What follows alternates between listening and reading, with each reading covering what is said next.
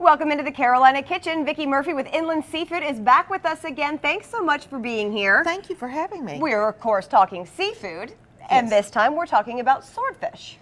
Thank you for having me, and I am delighted to talk about one of my favorites. Now, I like all seafood. I truly do. I never get tired of it. Swordfish is a real crowd pleaser. It's a wonderful dish to prepare for company. And with this recipe, you're going to make this light, interesting Dijon sauce and serve over the swordfish warm, and people will feel like you put a lot of effort into the recipe, but you really aren't. You'll see how simple it is. I'm known for easy recipes.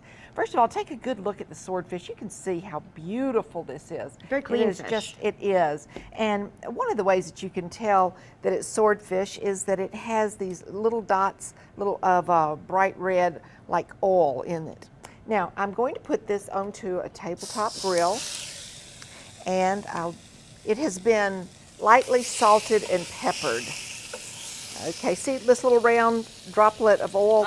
You can tell that that's swordfish. Okay. This is going to take about 3 minutes because it's cooking on each side. We'll watch it, but it may be just a little bit less. And while that is grilling, you'll see how simple this sauce is. I'm starting out with a half cup of sour cream, and this is going into a hot skillet.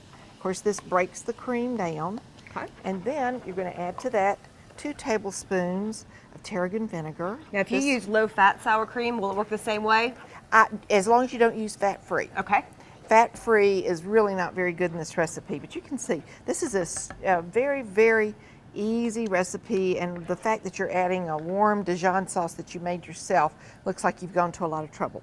Now I'm going to add 2 tablespoons of Dijon mustard and follow that up with, believe it or not, a tablespoon of sugar. Okay. This takes the bite out of the sauce, but it's important that you do this with a whisk because that's really the only way to kind of emulsify the Dijon into the sour cream.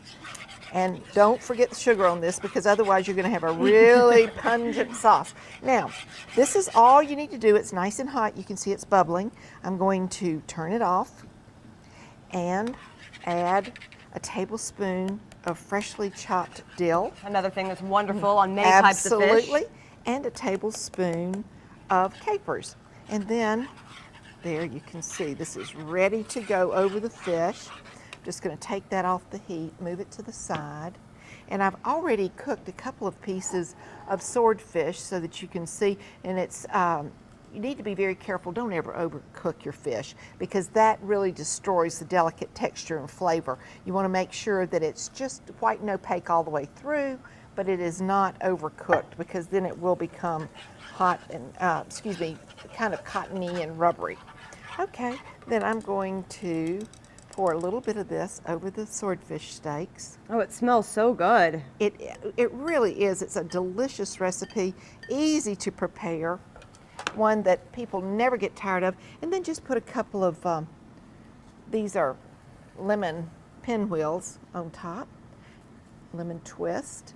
Make it a little fancy. Have it, a beautiful dish for company. Looks like you spent a lot of time in the kitchen, and you can see how quickly this went together. It's very, very easy to prepare. That's right. So we know you guys want the recipe for this. To get it, go to our website, WLOS.com. Click on the Carolina Kitchen link. That's the fastest way. Or, of course, you can send a self-addressed stamped envelope to 110 Technology Drive, Asheville, 28803. Swordfish Dijon. It sounds fancy. It was really easy to make. That's right. And it looks absolutely beautiful. That's what's cooking today in the Carolina Kitchen.